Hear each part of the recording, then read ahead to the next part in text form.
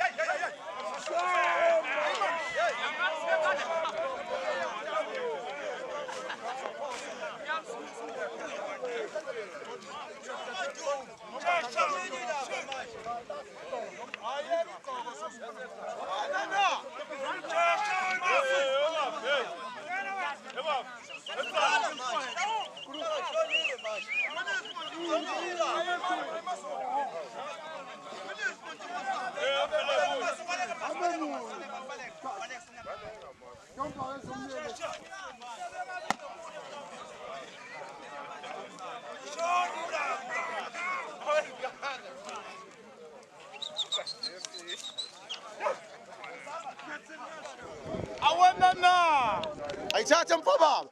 Uya maphoyisa. Thatha mpababa, thatha incindi mpababa uthi umbasa. Na umbasa mfuthu phambi kwakho.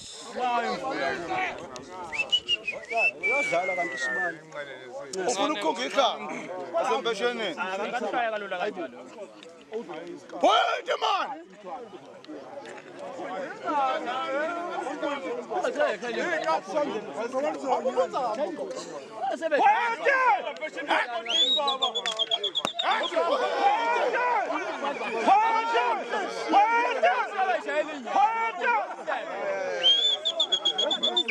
Ashila tamete. Sapa tana.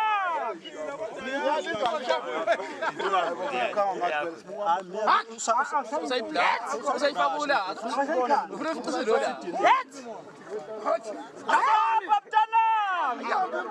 Emlindi. Yanethe Zulu. Yanethe Zulu. Away. Away. Sayikanda manje maphoyisa.